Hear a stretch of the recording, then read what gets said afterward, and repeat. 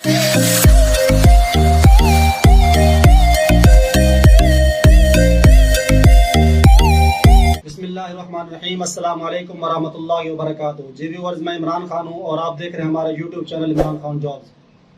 Viewer, जैसे कि आप जानते हैं, नर्सिंग के एडमिशन पंजाब में तमाम कॉलेजों में स्टार्ट हैं और काफ़ी दिनों से स्टार्ट हैं। पहले शुरू में उसकी वेबसाइट बिजी रही है, लेकिन अब वेबसाइट बिल्कुल सही चल रही है और जो लोग अप्लाई कर रहे हैं उनको जो मसाइल पेश आ रहे हैं तो उन सब को इकट्ठा करके तो हमने एक नई वीडियो बना रहे हैं जिसमें आपको ये बताया जाएगा कि आपके मसाइल का हल कैसे है। यानी कि जो लोग सवाल बाल पूछ रहे थे उनका जवाब इस वीडियो में आप तमाम लोगों को उन सवाल के जवाब मिल जाएंगे। तो और उम्मीद है कि ये वीडियो आप जब देख लेंगे तो आपको कोई मसला पेश नहीं है, अगर पेश आएगा तो आपको उसका हल पता होगा, उस टाइम आप उसको सॉल्व कर लेंगे। और दूसरा ये है कि हम जो पाकिस्तानी हैं, हम ज़्यादा जो है अप्लाई जो है एंड के दिनों में जाके अप्लाई करते हैं, जब वेबसाइट पे बहुत लोड पड़ जाता है और उस टाइम लोड पड़ने की वजह से वेबसाइट बिजी भी हो सकती है और हो सकता है कि आपका अप्लाई उस टाइम ना हो सके।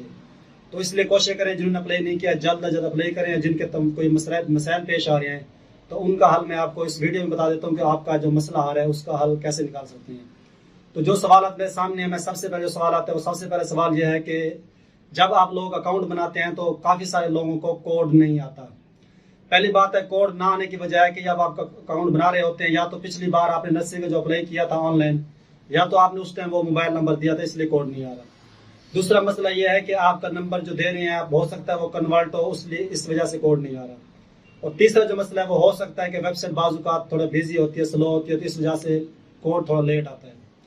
अगर ये तीनों सूरतों में आपको कोड नहीं आ रहा तो फिर आप इसका हल ये है कि आप नंबर चेंज कर लें और जीमेल चेंज कर लें। यानी कि जिस पे आपने अकाउंट पहले बनाया है, जीमेल दी है, मोबाइल नंबर दिया है, कोड नहीं आ रहा कुछ देर बाद, फिर आप मोबाइल नंबर पे और लगा लें जो कन्वर्ट ना और जीमेल भी और लगा लें, फिर इंशाल्लाह आपको कोड आ जाएगा। तो ये आपका कोड का मसला हल हो गया। उसके बाद दूसरा मसला ये है कि कुछ लोग जो है वो अप्लाई कर रहे हैं डॉक्यूमेंट्स यानी कि अटेस्टेड नहीं करवा रहे। हालांकि जो उनका ऑफिशियल ऐड है जिसमें हमने डिटेल के साथ पहले वीडियो डाली है, वहाँ पे लिखा हुआ है कि जो डॉक्यूमेंट्स आपने अपलोड करने हैं वो अटेस्टेड होने चाहिए। और जो वेबसाइट है उस पर हर स्टेप पे नीचे लिखा हुआ है कि आपकी कोई चीज़ डॉक्यूमेंट्स अगर क्लियर नजर ना आया, अगर डॉक्यूमेंट्स आपके सही ना हुए तो हम आपको रिजेक्ट कर दें। तो इसलिए कोशिश करें कि डॉक्यूमेंट जो है अटेस्टेड अपलोड करें, बजाय इसके आप असल करें, क्योंकि उनकी रिक्वायरमेंट ये है कि अटेस्टेड डॉक्यूमेंट्स होने चाहिए। और तीसरा सवाल यह है कि कुछ लोग पूछते हैं कि हम तमाम इदारों में अप्लाई कर सकते हैं, यानी कि 43 जो इंस्टीट्यूट उन्होंने दिए हुए लिस्ट के अंदर, क्या हम सब पे अप्लाई कर सकते हैं? तो हाँ जी, आप सब पे अप्लाई कर सकते हैं। फिर उनका सवाल ये होता है कि अगर सब पे करेंगे तो चलान अलग अलग पे करने पड़ेंगे। नहीं, अगर आप 2 कॉलेजों में अप्लाई करें, 2 इदारों में, 10 में करें, 20 में करें या 43 में करें, आपको चलान एक ही पे करना पड़ेगा। और चौथा सवाल उनका यह है कि जो यानी कि इसमें कितने % लोग अप्लाई कर सकते हैं, यानी कि मार्क्स की परसेंटेज को देखा जाए तो वैसे उन्होंने 50 मांगे हैं, लेकिन कोशिश करें कि 60 से जिनके अबव में वो अप्लाई करें। वैसे शौक पूरा करना है तो 50 वाले पे कर सकते हैं, लेकिन जो इसका मेरिट होता है वो काफ़ी हाई होता है, तो इसलिए जो है 60 से जिनके अबव में कोशिश करें वो लोग अप्लाई करें इस एडमिशन के लिए। और जो अगला सवाल ये है कि जो बैंक की टाइमिंग है वो 2 बजे तक है रमज़ान के दिनों में।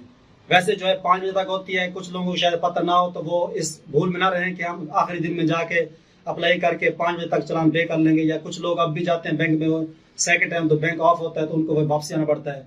तो इसलिए सुबह जो है 8:30 करीब बैंक खुलते हैं और 2 बजे जो है क्लोज हो जाते हैं। जुमे वाले दिन जो है 1 बजे बैंक क्लोज होता है।